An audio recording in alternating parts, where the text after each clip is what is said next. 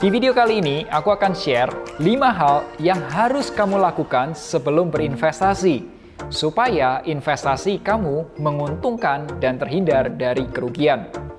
Kira-kira, apa sajakah itu? Yuk, langsung aja kita bahas 5 hal yang perlu kamu cermati sebelum berinvestasi.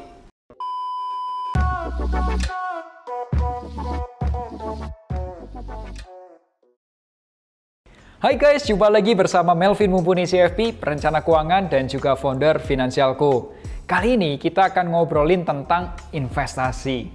Di video sebelumnya yang harusnya berjudul Tips Mengatur Gajian Supaya Tidak Pokek di Akhir Bulan, aku sudah mengatakan investasi itu menjadi prioritas. Di video kali ini aku akan share 5 hal yang harus kamu lakukan sebelum berinvestasi, supaya investasi kamu menguntungkan dan terhindar dari kerugian. Kira-kira, apa sajakah itu? Yuk, langsung aja kita bahas 5 hal yang perlu kamu cermati sebelum berinvestasi. Aku sering melihat dan mendengar banyak investor pemula yang rugi besar dan akhirnya menyerah. Setelah aku pelajari, ternyata pondasi keuangannya nggak kuat.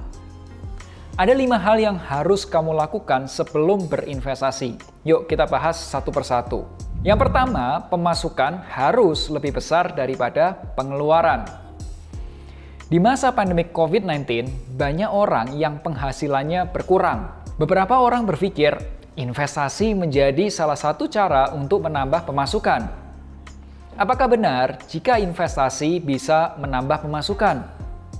Jawabanku, tergantung pada modalnya. Misal, ada sebuah peer-to-peer lending yang memberikan hasil 12% per tahun. Jika modal kamu 10 juta rupiah, maka keuntungannya adalah 10 juta dikali 12% per tahun, sama dengan 1,2 juta per tahun. Jika modal kamu 100 juta, maka keuntungannya adalah 12 juta per tahun. Dan jika modal kamu 1 miliar rupiah, maka keuntungannya adalah 120 juta per tahun. Investasi itu pada dasarnya dipengaruhi 2 hal utama, yaitu waktu dan uang. Semakin besar modalnya, maka semakin besar potensi keuntungannya. Semakin lama waktunya, maka semakin besar potensi keuntungannya. Kalau waktunya pendek, uangnya dikit, solusinya apa? Ya kerja. Yang kedua, dana darurat. Guys, kamu tahu kan, piramida perencana keuangan Finansialku. Salah satu pondasi dasar perencanaan keuangan adalah dana darurat.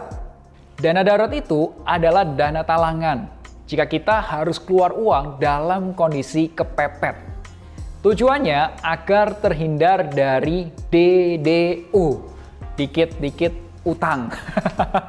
Seperti yang aku bahas di video rasio likuiditas tidak ideal, solusinya dana darurat. Vin, kenapa sih kamu ngotot di dana darurat? Teman-teman coba bayangkan, sekarang ini Andre punya investasi saham sebesar 50 juta rupiah.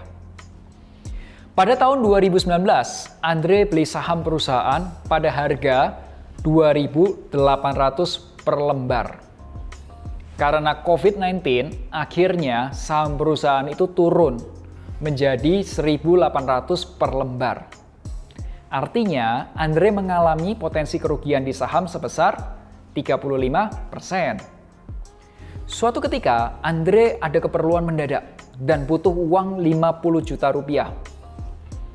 Uang Andre di rekening tabungan cuma ada 5 juta rupiah dan sisanya ada di saham. Lalu bagaimana solusinya? Mau nggak mau harus jual rugi sahamnya. Gara-gara kepepet. Nggak sayang tuh kalau setelah COVID-19 tiba-tiba saham perusahaannya naik lagi. Oleh sebab itu, aku sarankan miliki dana darurat. Penghasilan lebih besar dari pengeluaran, cek. Dana darurat, cek. Berikutnya adalah lunasi utang. Investasi itu boleh dibilang percepatan karena uang kamu bekerja. bagaimana bisa melakukan percepatan jika sekarang ini lagi banyak cicilan? Vin, apakah mungkin kita membayar cicilan dengan keuntungan investasi? Boleh atau tidak, kamu yang putuskan ya. Hasil investasi itu biasanya tidak bisa digaransi. Kadang untung, kadang rugi. Sedangkan cicilan utang kamu itu sudah pasti. Jadi gimana? Apakah mungkin kita membayar cicilan dengan keuntungan investasi? Yang keempat, punya proteksi. Guys, aku mau cerita pengalaman pribadi pada saat awal karir dan belum mengenal perencanaan keuangan. Pada waktu itu, awal gajiku ya masih sekitar 4 jutaan dan aku bisa berinvestasi sebesar 2 juta per bulan. Boleh dibilang itu sudah setengah dari gaji untuk diinvestasikan. Coba kamu hitung ya, kalau aku rutin investasi 2 juta per bulan, maka dalam waktu 12 bulan ke depan, investasiku paling tidak menjadi 24 juta rupiah.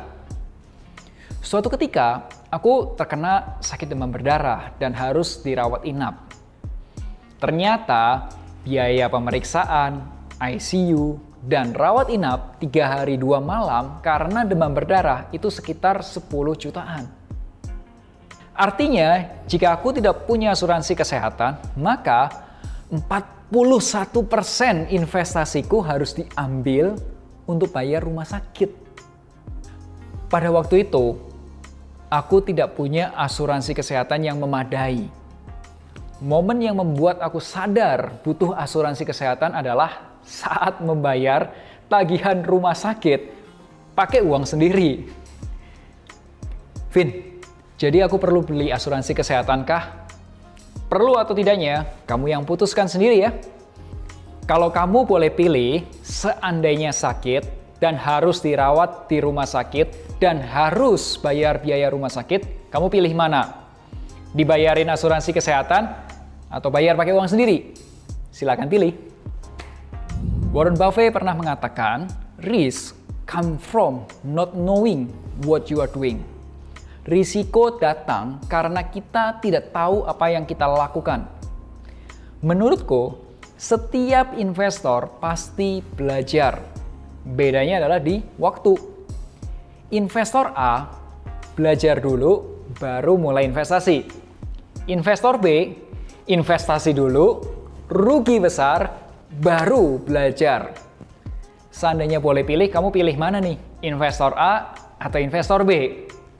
Dulu sebelum aku kenal perencana keuangan, aku adalah seorang investor tipe B.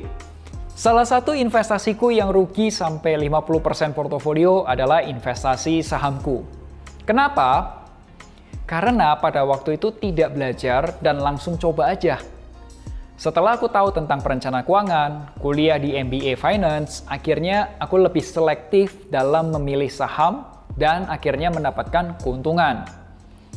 Kalau kamu mau belajar investasi, saranku, 1, mulai buka akun investasi.